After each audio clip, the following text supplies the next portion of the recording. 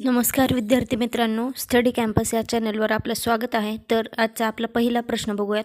भाऊ दाजी लाड यांचा जन्म कधी झाला? तर भाऊ दाजी लाड यांचा जन्म 7 सप्टेंबर 1822 मध्ये झाला होता.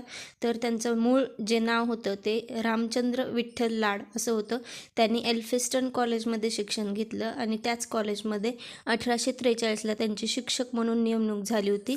या काळात त्यांनी रसायनशास्त्र व नैसर्गिक तत्त्वज्ञान या विषयाचं अध्यापन केलं होतं. तर त्याच्यानंतर पुढचा प्रश्न बघूयात आपण. भाऊ दाजी लाड यांचा जन्म कोठे झाला होता? तर 7 सप्टेंबर 1822ला मांजरे गाव, गोवा या ठिकाणी झाला होता. तर त्यांचं मूळ गाव जे होतं ते पोरसे, तालुका पेडणे, गोवा हे होतं आणि त्यांचा मृत्यू जो आहे तो 31 मे 1874 मध्ये झाला होता. पुढचा प्रश्न बघूयात आपण. धन्वंतरी असं कोणास म्हटलं जातं? तर धन्वंतरी असं भाऊ दाजी लाड यांना म्हटलं जातं, कारण कुष्ठरोगावर त्यांनी गुणकारी औषध शोधल्यामुळे त्यांना धन्वंतरी म्हटलं जातं. खाष्ट कवट बियापासून औषध तयार केलं होतं त्यांनी. 1845 मध्ये ग्रँट मेडिकल कॉलेजची स्थापना केली होती. या कॉलेजमध्ये प्रवेश घेऊन भाऊ दाजी लाड यांनी 1851 मध्ये ते डॉक्टर बनले होते आणि त्यांनी बऱ्याच वनस्पतीवरती प्रयोग करून त्यांनी औषध बनवलं होतं. कुष्ठरोगावर त्यांनी औषध बनवलं होतं खाष्ट बियापासून, म्हणून त्यांना धन्वंतरी असं म्हटलं जात होतं. ठीक आहे.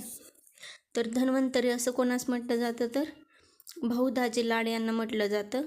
1845 मध्ये ग्रँट मेडिकल कॉलेजची स्थापना झाली होती. हे लक्षात ठेवण्यासारखे पॉईंट आहेत बघा.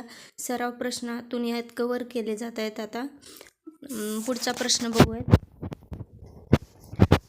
डॉक्टर भाऊ दाजी लाड यांचं वाङ्मय कोणत्या नावानं प्रकाशित करण्यात आले?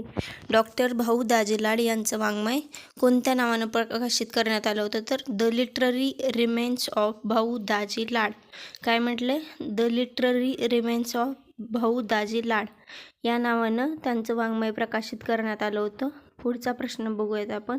ईस्ट इंडिया असोसिएशनच्या मुंबई शाखेचे संस्थापक अध्यक्ष कोण होते? तर ईस्ट इंडिया असोसिएशनच्या मुंबई शाखेचे ते संस्थापक होते डॉक्टर भाऊ दाजी लाड. तसंच त्यांनी मुंबई विद्यापीठाच्या व्यवस्थापन संचालक मंडळात ते पहिले हिंदी सदस्य म्हणून कार्यरत होते. तसंच मुंबईचे शेरीफ म्हणून 1869 ते 1871 या 2 वेळेस मुंबईचे शेरीफ म्हणून भाऊ दाजी लाड कार्यरत होते. तसंच 1853च्या बोर्ड ऑफ एज्युकेशनचे ते सदस्य होते. तर पुढे बघा.